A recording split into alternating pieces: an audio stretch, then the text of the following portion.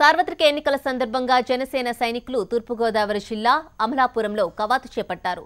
స్థానిక ఎంపీ అభ్యర్థి DMR Shekhar, MLA అభ్యర్థి శెట్టిబత్తుల రాజబాబు ఆధ్వర్యంలో కవాతు జరిగింది.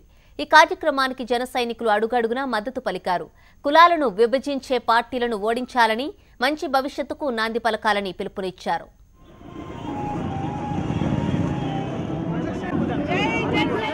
ఈరోజు మన తూర్పు గోదావరి జిల్లాలో అమలాపురం అతి ప్రాముఖ్యమైన అమలాపురం నియోజకవర్గంలో ఒక మార్పు అనే దానికి అత్యంత ప్రాధాన్యత ఇచ్చి యువకులు కానీ స్త్రీలు కానివ్వండి పెద్ద ఎత్తున మద్దతు తెలపడం చూసాం.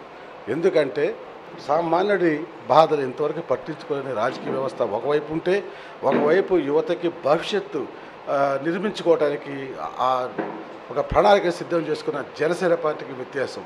రాజకీయ పార్టీలన్నీ ఒకవైపు అయితే గట్టి ఆశయం, దృఢమైన ఆశయం ఒక పక్క అది గ్రహించి అన్ని పార్టీలు కూడా జనసేనకి మద్దతు ఇవ్వడం జరుగుతుంది. మన మేనిఫెస్టోని అందరికీ తీసుకెళ్ళగలిగాం. మరి అందరూ కూడా ఆ మేనిఫెస్టోని నమ్మి భవిష్యత్తు కోసం ఈరోజు ఎర్రటి ఎండలో కవాతు చేయడం జరిగింది. అది ఒక నిదర్శనం. పెను మార్పు రాబోతుంది రాజకీయ వ్యవస్థ.